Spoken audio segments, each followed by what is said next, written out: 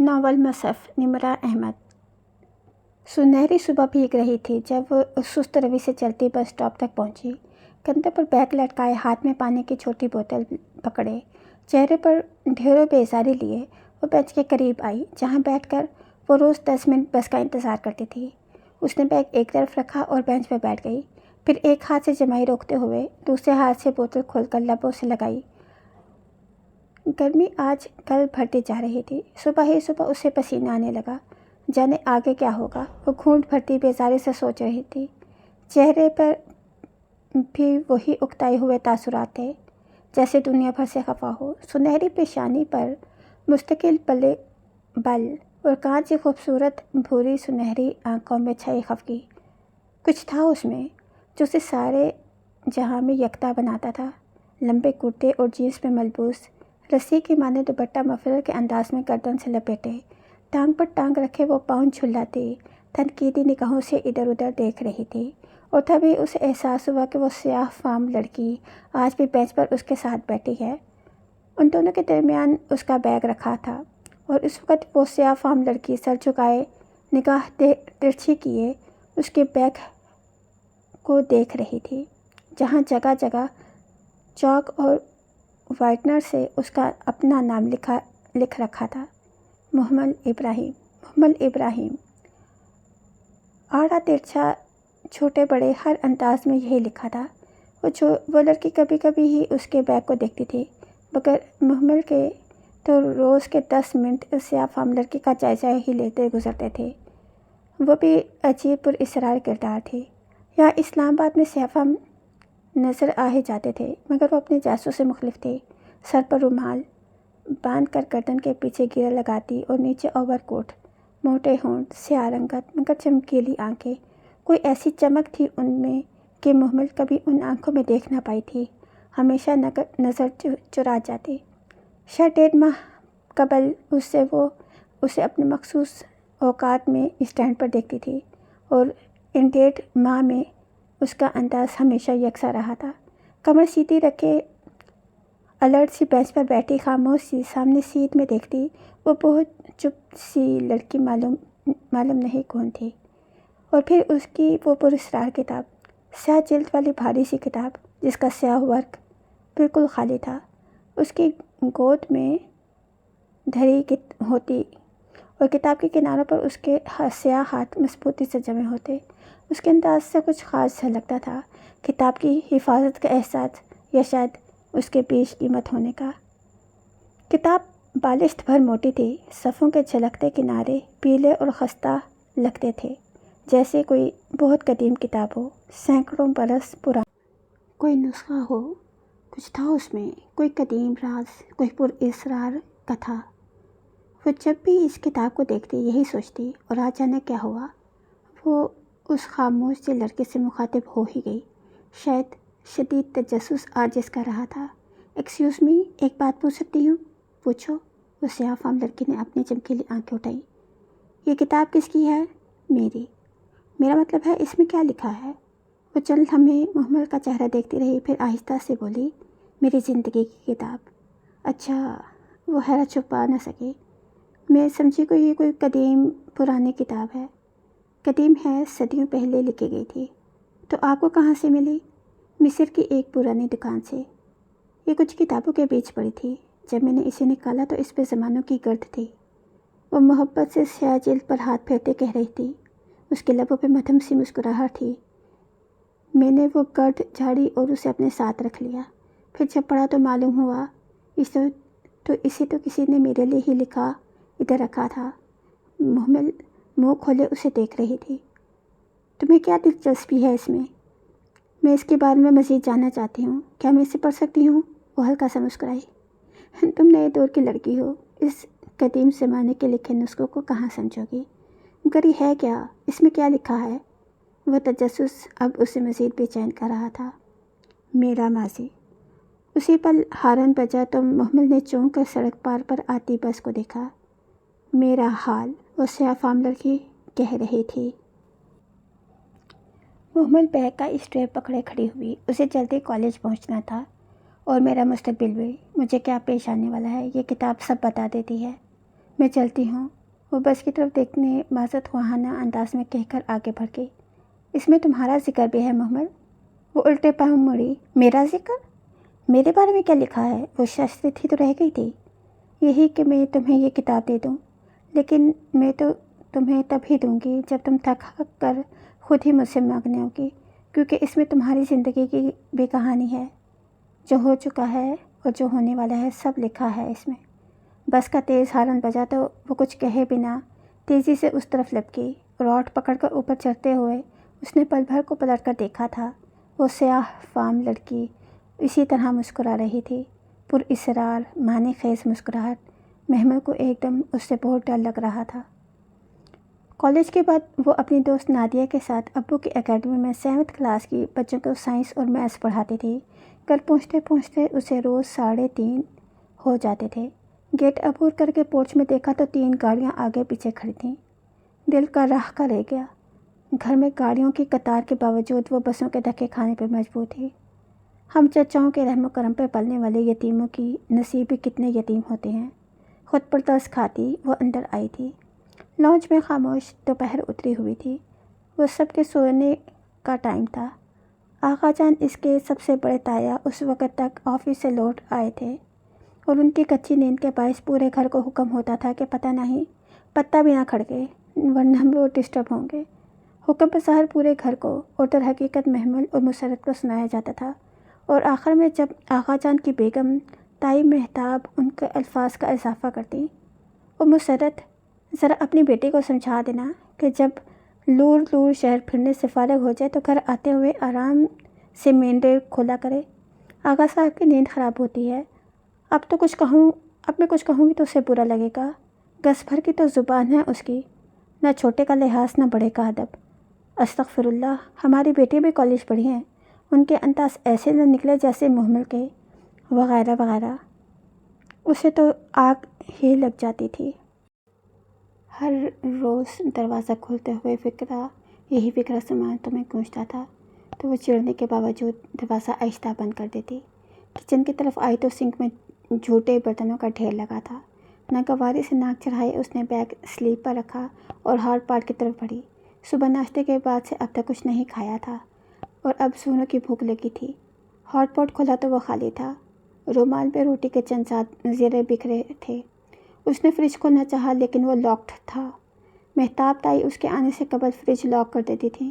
پہلے مسرت اس کے لیے کھانا بچا کے ہاٹ پاٹ میں رکھتی تھی، مگر جب سے مہتاب تائی نے کھانے کی خود نگرانی شروع کی، ہاٹ پاٹ ہر تیسرے دن خالی ہی ملتا تھا۔ تکلیف سے اس کی آنکھوں میں آنسو آ گئے، لیکن پھر ضبط کر کے باہر نکلی اور آہستہ سے گیٹ عبور کر کے کالونی کے باہر نکر والے ہوٹل سے ایک نان اور ایک کباب لے آئی کہ اتنے ہی پیسے تھے۔ واپسی پر وہ پھر سے پرانے والے محمل بن چکی تھی۔ لانچ کا دروازہ کھول کر دھڑام سے بند کیا، فرش پر پڑی فٹ بال اٹھا کر پوری قوت سے دیوار پر ماری اور صوفے پر ٹانگ رکھی بیٹھی نان کباب کا لفافہ کھولنے لگی۔ لمحے بھر بعد ہی آغا جان کے کمرے سے دروازہ کھلا اور تنتناتی ہوئی تائی مہتاب باہر آئیں۔ محمل! اب وہ گرجیں تو اس نے آرام سے سر اٹھایا۔ کباب کھائیں گی تائی اماں؟ Shut up! 1000 دفعہ کہا ہے کہ آرام سے دروازہ کھولو، مگر تم… آہستہ بولیں تائی اماں، اس وقت آغا جان سو رہے ہوتے ہیں، اٹھ جائیں گے۔ وہ نان پر کباب رکھ کر پاؤں جھلاتی بیزاری سے کھا رہی تھی۔ تم احسان فرموش، تمہیں ذرا سا بھی احساس ہے کہ آغا صاحب دن بھر کے تھکے؟ مگر فکرہ مکمل ہونے سے قبل ہی وہ اپنا نان کباب اٹھائے اپنے کمرے کی طرف جا چکی تھی۔ تائی مہتاب دل ملاتی کسلتی رہ گئی۔ اندر مسرت آوازوں پر جاگ چکی تھی۔ کیا ہوا محمل؟ بھابھی بیگم کیوں ناراض ہو رہی ہیں؟ دماغ خراب ہے ان کا، پیدائشی مسئلہ ہے، آپ کو نہیں پتہ؟ اس نے بیزاری سے نان کباب کا لفافہ بستر پر رکھ دیا۔ مگر ہوا کیا ہے؟ ان کی نگاہ پھسل کر لفافے پر گئی۔ پھر باہر سے کھانا لائی ہو فریج میں؟ پھر وہ خود ہی خاموش ہو گئیں۔ آپ کے لیے لائی ہوں، آپ نے کچھ کھایا؟ میں کھا چکی ہوں، یہ تم کھاؤ، مجھے معلوم ہے تم نے کچھ نہیں کھایا۔ وہ تھکاوٹ سے مسکرائیں تو محمل نے لمحے بھر کو ماں کو دیکھا۔ سادہ کھسے ہوئے کاٹن کے جوڑے میں سفید ہوتے بال اور جھریوں زدہ چہرے والی اس کی تھکی تھکی بے ضرر سی ماں، جو واقعی اس کی عالیشان کوٹھی کی مالکن ہوتے ہوئے بھی ملازمہ لگتی تھی۔ دل برا مت کیا کرو محمل، اللہ کا نام لے کر کھا لو۔ مجھے غصہ آتا ہے ان لوگوں پر اماں، باہر تائی مہتاب کے بولنے کی آواز برابر آ رہی تھی، وہ اب شور کر کے جانے کس کس کو بتا رہی تھیں۔ ناشکری مت کرو بیٹا، انہوں نے رہنے کے لیے ہمیں چھت دی ہے، سہارا دیا ہے، احسان نہیں کیا، میرے باپ کا گھر ہے، اسے ابا نے ہمارے لیے بنوایا تھا، یہ بزنس، یہ فیکٹری، یہ سب ابا نے خود بنایا تھا، سب کچھ ابا نے ہمارے نام کیا تھا۔ تمہارے ابا اب زندہ نہیں ہیں محمل، وہ اب کہیں بھی نہیں ہیں، وہ جیسے تھک کر کہہ رہی تھی، اور وہ انہیں دیکھ کر رہ گئی۔ پھر سر جھٹک کر لفافہ اٹھایا۔ نان سخت ہو گیا تھا اور کباب ٹھنڈا۔ وہ بے دلی سے لقمے توڑنے لگی۔ یہ ٹھنڈا بے لذت کھانا کھا کر وہ کچھ دیر ہی سو پائی تھی کہ ٹھاک کی آواز کے ساتھ کمرے کے دروازے سے فٹ بال ٹکرایا۔ وہ ہڑبڑا کر اٹھی۔ باہر دیواروں پہ فٹ بال مارنے کی آوازیں برابر آ رہی تھیں۔ کچی نیند ٹوٹی تھی۔ وہ برا سا منہ بنائے جمائی رخ دی، سلیپر پہنے اور ہاتھوں سے بالوں کو لپیٹے دروازہ کھولا۔ اس کا اور مسرت کا مشترکہ کمرہ دراصل کچن کے ساتھ ملحقہ اسٹور روم تھا، جو بہت چھوٹا نہ بہت بڑا۔ عرصہ پہلے اسے کاڑ کباڑ سے خالی کروا کر ان دونوں کو ادھر منتقل کیا گیا تھا۔ اس کے ساتھ ساتھ باتھ روم نہ تھا، اس لیے ان کو لانچ پار کر کے گیسٹ روم کی طرف جانا پڑتا تھا۔ باہر لانچ میں نائمہ چچی کے چھوٹے بیٹے معاذ اور معیز فٹ بال ادھر ادھر مارتے دوڑتے پھر رہے تھے۔ تمیز نہیں ہے تم لوگوں کو، دیکھ کر کھیلا کرو، میں سو رہی تھی۔ کچن کے کھلے دروازے پہ کھڑی اندر کسی سے بات کرتی نائمہ چچی فوراً مڑی۔ اب میرے بچے کھیلنے بھی نہ، تمہارا تو کام ہی سونا ہے، نہ دن دیکھا نہ رات، ہر وقت بستر ہی توڑتی رہتی ہو۔ ہاں تو میرے باپ کے پیسے سے یہ بستر ہیں، توڑوں یا مروڑوں میری مرضی۔ ابا کی ڈیتھ سے پہلے اسد چچا تو غالباً بے روزگار تھے نا، وہ بھی محمل تھی۔ سارے حساب فوراً چکا کر بے نیازی سے باتھ روم کی طرف چلی گئی۔ ادھر نائمہ چچی بڑبڑاتی رہ گئی۔ منہ ہاتھ دھو کر اس نے اپنے سلکی بھورے بال دونوں ہاتھوں میں سمیٹ کر اونچے کیے اور پونی باندھی۔ بہت اونچی سی بھوری پونی ٹیل اس پر بہت اچھی لگتی تھی۔ وہ ذرا سی سر ہلاتی تو اونچی پونی ساتھ ہی گردن کے ساتھ اوپر جھولتی۔ اس کی آنکھیں کانچی سنہری تھی اور ہلکا سا کاجل بھی ان کو دہکا دیتا تھا۔ وہ بلا شبہ گھر کی سب سے حسین لڑکی تھی، اس لیے تو جلتے ہیں سب۔ اس سے ہنسی آ گئی۔ ایک نظر خود پر ڈالی، جینس کے اوپر کھلا سا کرتا اور گردن کے گرد لپٹا ہوا دوپٹہ، مفلر کی طرح ایک پلو سامنے کو ٹکتا اور دوسرا کمر پہ گرتا، وہ واقعی سب سے منفرد تھی۔ کچن میں تائی مہتاب نگٹس نکال کر مسرت کے سامنے رکھ رہی تھیں، جو بہت تابع داری سے ایک طرف چائے کا پانی چڑھا کر دوسری طرف کڑھائی میں تیل گرم کر رہی تھیں۔ اس پر نظر پڑی تو نگٹس رکھتے ہوئے ذرا لاپرواہی سے گویا ہوئی، یہ بچوں کے لیے فرائی کر دو مسرت، اب ہر کوئی تو باہر سے منہ مار کر نہیں آتا نا۔ بچہ فرمایا تائی اماں، یہاں تو گھر کے اندر ہی دوسروں کے مال پر منہ مارتے ہیں۔ وہ اطمینان سے کہہ کر کولر سے پانی کا گلاس بھرنے لگیں۔ زبان سنبھالو، توبہ ہے، ہماری بیٹیاں تو کبھی ایسے ہمارے آگے نہ بولیں۔ آپ برا نہ منائیں بھابی بیگم، میں سمجھا دوں گی۔ گھبرا کر مسرت نے ایک ترچھی نگاہ محمل پر ڈالی۔ وہ کندھے اچکا کر کھڑے پانی پینے لگی۔ سمجھا دینا بہتر ہوگا۔ اس پر ایک تنفر بھری نگاہ ڈال کر تائی مہتاب باہر چلی گئیں۔ نائمہ چچی پہلے ہی جا چکی تھی۔ اب مسرت اور محمل یہ دونوں ہی کچن میں رہ گئے تھے۔ اب یقیناً برتن بھی انہی کو دھونے ہوں گے۔ آپ ہی کو دھونے ہوں گے اماں۔ دھو دوں گی تو کیا ہے، ان کا احسان کریم ہے ہم پر۔ وہ مصروف سی ایک ایک کر نگٹس کڑھائی میں ڈال رہی تھیں۔ محمل نے ایک گہری سانس لی اور آستینے مڑ کر سین کی طرف متوجہ ہوئے۔ اسے علم تھا کہ اگر وہ نہ کرے گی تو مسرت کو ہی کرنا ہوگا، اور ابھی انہوں نے رات کا کھانا بھی تیار کرنا تھا۔ رہنے دو بیٹا، میں کر لوں گی، مجھے پتہ ہے آپ کر لیں گی، مگر میں بھی ان لوگوں پہ ذرا احسان کرنا چاہتی ہوں۔ وہ برتن دھو کر فارغ ہوئی تو مسرت بھرنے ٹرالی بھر چکی تھی۔ محمل یہ بار لے جاؤ، سب لان میں ہوں گے۔ وہ بنا احتجاج ٹرالی گھسیٹنے لگی۔ لان میں روز شام کی طرح کرسیاں لگی ہوئی تھیں۔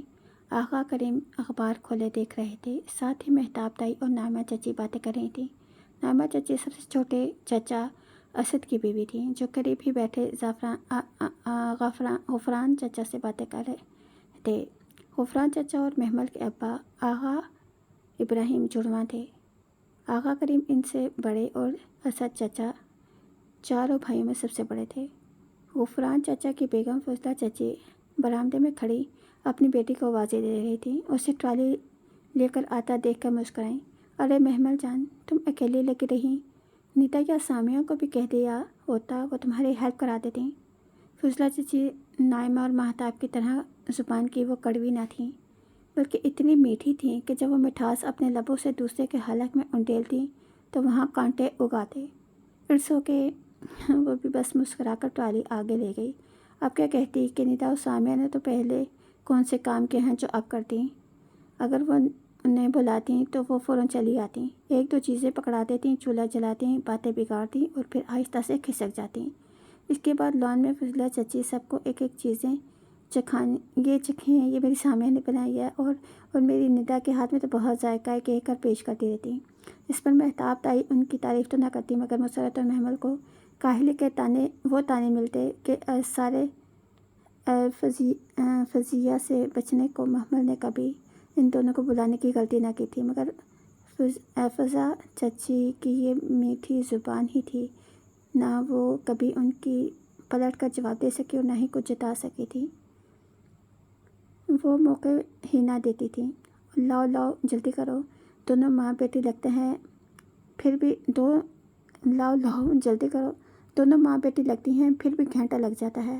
تائی آپ کوئی ملازمہ کیوں نہیں رکھ لیتی؟ کم از کم آپ کو ہم ماں بیٹی پر چلانا تو نہیں پڑے گا۔ وہ تیزی سے کہہ کر ٹرالی وہیں چھوڑے واپس چلی گئی۔ سب باتیں چھوڑ کر ادھر ادھر دیکھنے لگے۔ احسان کرنے کا زمانہ ہی نہیں رہا۔ تائی نے ٹرالی اپنی طرف کھینچی۔ آقا کریم نگاہیں چرا کر پھر سے اخبار میں گم ہو چکے تھے۔ وہ واپس کچن کی طرف آئی تو فواد تیزی سے سیڑھیاں پھلانگتا نیچے آ رہا تھا۔ چائے لگ گئی؟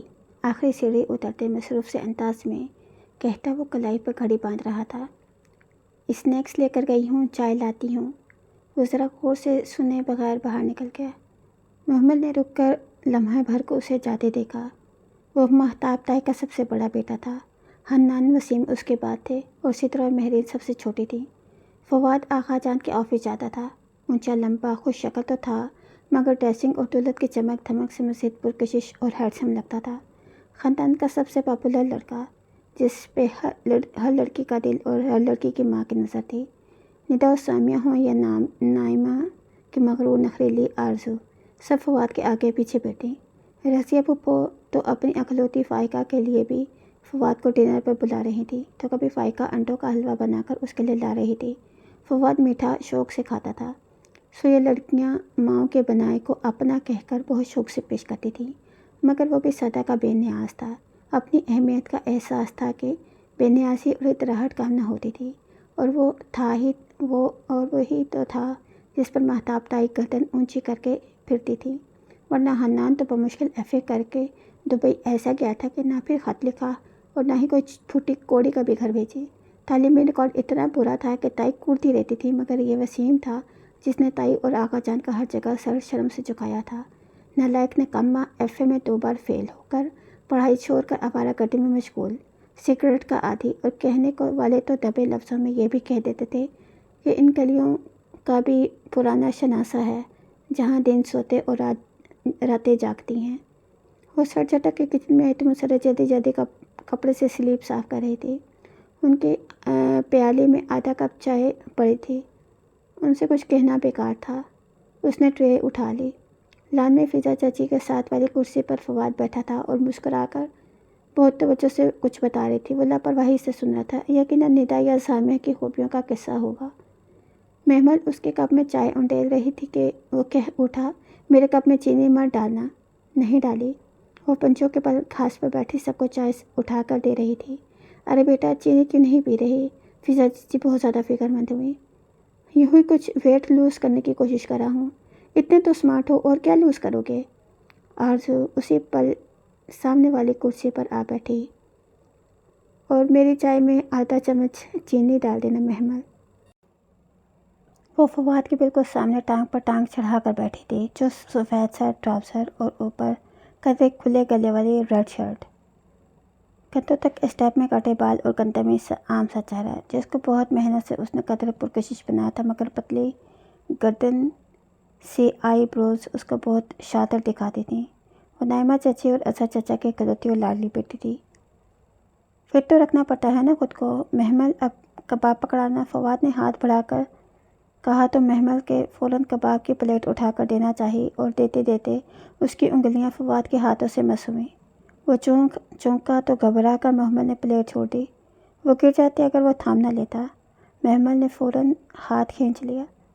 وہ پلیٹ پکڑے یک ٹک اسے دیکھتا رہا تھا، چونک کر وہ سب کچھ بھول کر جیسے اسے پہلی دفعہ دیکھا ہو۔ بس لمحے بھر کا یہ عمل تھا۔ اس نے رخ پھیر لیا تو وہ دوسری جانب متوجہ ہو گیا۔ فضا چچی اور آرزو کسی اور طرف متوجہ تھی۔ کسی نے بھی وہ لمحہ محسوس نہ کیا تھا جو آ کر گزر بھی چکا تھا، اور فواد وہ وقفے سے اس پر ایک نگاہ ڈالتا جو پنجوں کے بل بیٹھی سب کو چائے سرو کر رہی تھی۔ ذرا سر جھکاتی تو بھوری پونی ٹیل اور اونچی لگتی تھی، سر اٹھاتی تو پونی ساتھ ہی جھولتی، اور وہ کانسی سنہری آنکھیں۔ ان ساری لڑکیوں کے پاس ایسا کچھ بھی تو نہ تھا۔ وہ چائے کے سیپ لیتا خاموشی سے اسے دیکھتا رہا۔ شام میں وہ کمرے میں بند پڑتی تھی، پھر مغرب ڈھل گئی تو کچن میں آ گئی جہاں مسرت پھرتی سے کٹنگ بورڈ پر پیاز ٹماٹر کاٹتی تھی، رات کے کھانے کی تیاری کر رہی تھیں۔ کچن میں اور کوئی نہ تھا اور سارا پھیلاؤ یقیناً انہی کا سمیٹنا تھا۔ اماں کہ تائی اماں یا چچیاں ان میں سے کوئی کھانے کی ذمہ داری کیوں نہیں لیتا؟ ہمیشہ آپ ہی کیوں بناتی ہیں؟ وہ یہ سب دیکھ کر ہول کر رہی تھی۔ تو ہمارا گھر ہے بیٹا، یہ بھی کروں گی تو کیا ہو جائے گا؟ اب تھکتی نہیں ان سب کی خدمت کرتے کرتے؟ نہیں تھکتی۔ تھکن کیسی؟ اور وہ اب جھک کر چولہا جلا رہی تھیں۔ اچھا بتائیں کیا کیا بنانا ہے، میں کچھ کرا دوں؟ بریانی تو بنانی ہی ہے، باقی مہتاب بھابھی سے پوچھتی ہوں۔ اور اسی پل مہتاب تائی نے کچن کے دروازے سے جھانکا۔ کھانا اب شروع بھی کر دو مسرت، روز دیر ہو جاتی ہے۔ مسرت چولہا جلاتے فوراً پلٹی۔ جی بھابھی جی، شروع کر رہی ہوں۔ آپ بتائیں بریانی میں وسیم بیٹا کیا کہہ رہا تھا، ساتھ کیا کیا کچھ بنانا ہے؟ وہ دوپٹے سے ہاتھ پوچھتے ان کے سامنے جا کر پوچھنے لگیں۔ ساتھ مٹر قیمہ بنا لو، کباب بھی تل لینا، اور دوپہر والا عربی گوشت بھی گرم کر لینا۔ آلو کا ایک سالن بھی اور بنا لو، سلاد اور رائتہ بھی نہ بھولنا۔ جی اور میٹھے میں؟ دیکھ لو، وہی بے نیازی یا نخوت سے گویا ہوئی پوڈنگ بنا لو، یا ڈبل روٹی یا کھیر، ڈبل روٹی کی کھیر۔ وہ ایک اچھلتی نظر اس پر ڈال کر پلٹ گئیں۔ ایک ٹائم کے دیگچے بھر کے آپ 3 4 ڈشز بناتی ہیں، مگر رات کے لیے کچھ بچتا بھی نہیں۔ وہ کل سلتی سی بھی تھی اور حیران بھی ہوتی۔ تم خود ہی تو کہتی ہو کہ وہ ہمارا مال حرام طریقے سے کھاتے ہیں، پھر حرام میں کہاں برکت ہوتی ہے بیٹا؟ ان کے لہجے میں برسوں کی تھکن تھی۔ وہ کہہ کر پھر سے کٹنگ بورڈ پر جھک گئیں۔ وہ بالکل چپ سی تھی اور چپ ہو گئی۔ واقعی کیوں یہاں دیگچے کے دیگچے کوا کے کھانے پر ختم ہو جاتے ہیں؟ اس نے تو کبھی ان پہلوؤں پر سوچا بھی نہ تھا، اور اماں بھی ان کی ہر ظلم و زیادتی سے آگاہ تھیں، پھر بھی چپ چاپ سہے جاتی تھیں۔ ہمارا مال، دل میں ایک کانٹا سا چبھا۔ 11 برس قبل ابا کی ڈیتھ سے پہلے یہ فیکٹریاں، یہ جائیدادیں، بینک بیلنس، یہ امپورٹ ایکسپورٹ، یہ کہ بھاری بزنس امپائرز، سب کچھ ابا کا تھا۔ اور یہ آغا کریم یہ راجہ بازار میں کپڑے کی ایک دکان چلاتے تھے۔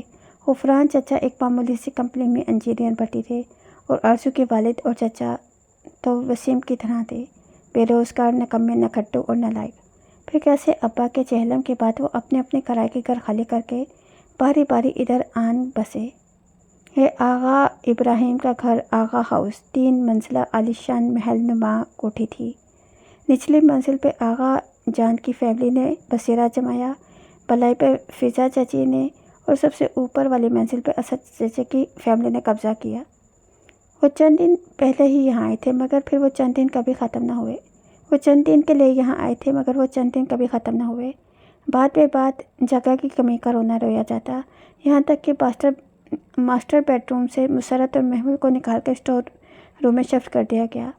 وہ اس وقت بہت چھوٹی تھی، شاید 9 برس کی ہوگی، مگر جیسے جیسے شعور کی منزلیں پار کی تو اندر ہی اندر ایک لوا پلتا رہا، پکتا رہا۔ اب تو عرصہ ہوا اس نے دبنا بھی چھوڑ دیا تھا۔ گھر کے مردوں کے سامنے تو خیر وہ زبان بند رکھتی، مگر تائی اور چچیوں سے برابر کا مقابلہ کرتی، اور کزنس تو کسی کھاتے میں نہ تھیں۔ لیکن اس زبان چلانے کے باعث اس پہ سختیاں بڑھتی گئیں۔ وہ محض زبان سے جواب دے سکتی تھی، مگر تائی اماں وغیرہ دوسرے حربے بھی استعمال کرتے۔ جب سے اس نے اپنی ذاتی جیب خرچ کے لیے ایک دوست کے والد کی اکیڈمی میں ٹیوشن دینی شروع کی تھی، اس کی گھر واپسی میں دیر ہو جاتی تو نتیجتاً یا قصداً اس کے لیے دوپہر کا کھانا نہ رکھا جاتا۔ ایک دفعہ اماں ایک روٹی اور سالن کی پلیٹ بچا کر کمرے میں لے گئیں، مگر تائی مہتاب کی نگاہ پڑ گئی اور گھر میں بھونچال ہی آ گیا۔